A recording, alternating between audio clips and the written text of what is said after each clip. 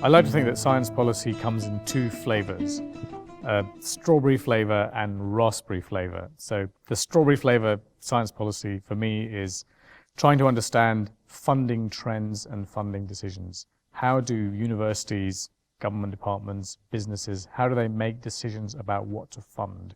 That's a whole area of science policy.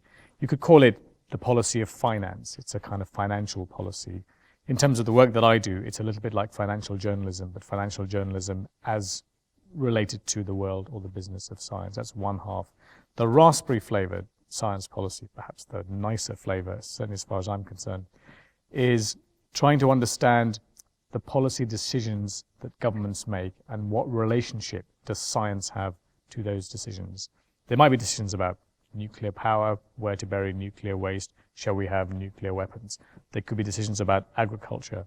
Do we need genetically modified agriculture? Are we fine to have the system that we have? What about farming? Is intensive farming a good thing? Is it not so good? Shall we go organic? In other areas, material science, do we need graphene? Is that the new wonder material? How powerful and useful is nanotechnology? Is it risky? Is it safe? Will it make money? These are the kinds of questions in these sort of two flavors of science policy that I like to describe it.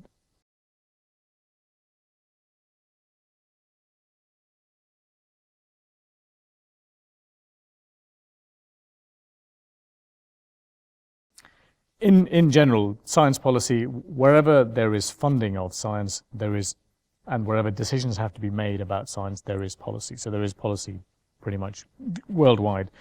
There are swings and roundabouts, pros and cons to how science policy works in, shall we say, the Southern Hemisphere more generally, in the Islamic world and the member states of the OIC, for example. So one of those things is that because many countries do not have directly elected parliaments, now that's obviously not a great thing in so many ways. However, when it comes to making science policy, it does simplify things because you have a ruler or a head of state or a prime minister or a minister, and then there's not a whole apparatus of questioning and critiquing before that policy is made. Ruler X can say, I would like to devote the next 2 years in these 4 areas, and there will be some discussion in the Majlis, there will be some to and fro within the cabinet and within the ministries, for example, and decision generally gets made. That decision isn't always implemented. There are huge implementation gaps. Sometimes there's a big gap between the rhetoric of what is promised by ruler X and in terms of the reality of what is delivered. But in the main, the process is a little bit more straight. I say a little bit more straightforward because even in countries where there aren't directly elected parliaments, there is still politics. There are still issues, there are still lobbies, internal lobbies. There are still ways for the citizens to have their voice heard. It may not be through a parliament, it might be through other, perhaps less formal ways.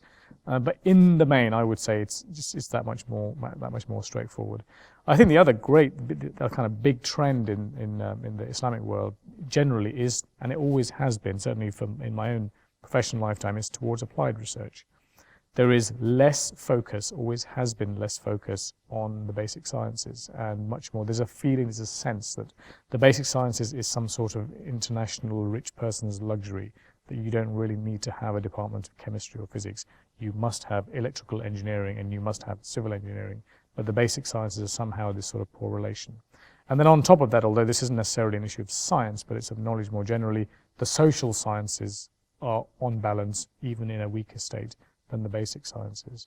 Now, this is a very broad picture. I'm sure the basic sciences where we are now in the American University of Sharjah, thanks to you, Nidal, are in good shape, and your colleagues.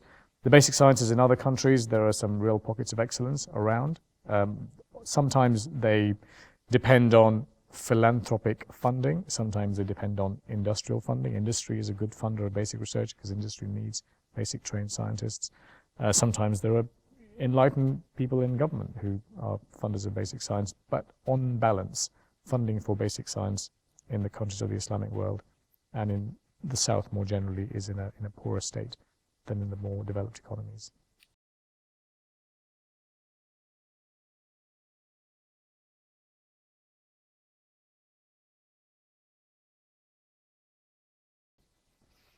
I would say in the Islamic world, to my understanding, those debates are the debates of the 1970s and 80s and up to the early 90s have probably run their course. I think they were debates of their time. They were protagonists, people like Ziauddin Sardar and Sayyid Hossein Nasr and others. They were protagonists who were very active in the field of science policy, science funding. Around that time, they were writing books, they were writing articles, they were appearing on television in the media. And I think any debate needs its protagonists to be able to articulate what they're saying. And we don't have that space anymore. You know, they are now doing other things. They're more senior in age and so on. So on the other hand, there are certain characteristics of that time that are still the case. So for example, if you take a country like Pakistan, where a lot of these debates did happen then, or certainly there was a reflection of those debates, that is still by and large a country whose laws are enshrined according to Islamic principles.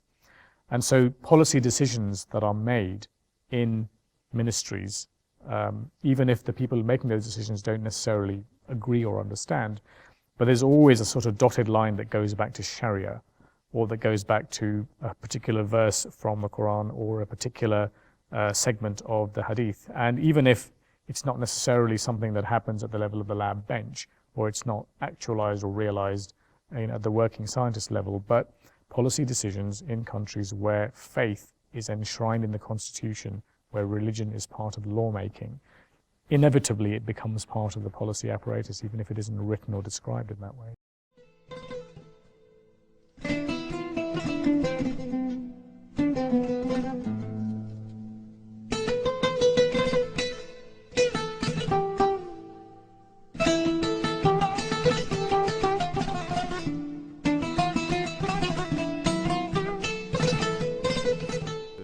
Dieu étant un Rahman, miséricordieux, peut donner l'existence à de nombreux univers avec des propriétés. Et ces problèmes sont la direction de la Mecque, sont les moments des prières, les 5 moments, et c'est le calendrier lunaire. Ces 3 problèmes, comme vous le savez très bien, sont des problèmes très difficiles, en particulier le calendrier lunaire.